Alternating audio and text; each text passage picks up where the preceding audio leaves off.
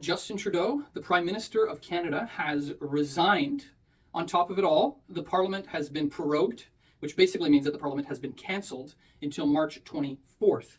Prorogation of the Parliament is basically asking the King's representative, the Governor General, to cancel the democratically elected Parliament, basically so Justin Trudeau and the Liberal Party can get its house in order and avoid accountability. This is a disgusting anti-democratic move that Justin Trudeau promised the Liberal Party would never do, although they had done it in the past. Yeah, so this is the state of Canadian politics. We have to be very clear about one thing. Justin Trudeau resigning does not solve anything.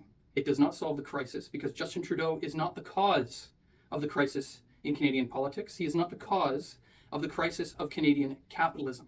Justin Trudeau is a symptom.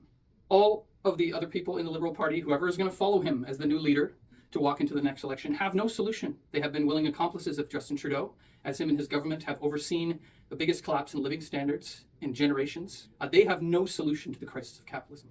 In just 2 weeks, Donald Trump accedes to the throne and is threatening 25% tariffs against the Canadian economy. This is the situation that the Canadian government and Canadian capitalism faces. It's a very dire one. Who is only going to benefit from this, from the prorogation of the Parliament, is Conservative leader Pierre Poilievre, who is almost at 50% in some of the polls and will, if there's an election held tomorrow, the election probably won't happen until sometime this summer, will win an absolute crushing majority. But we have to be very clear about one other thing.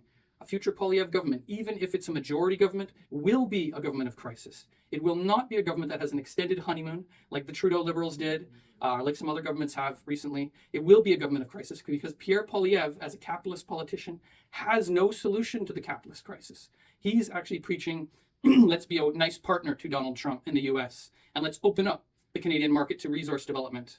Let's get rid of regulations.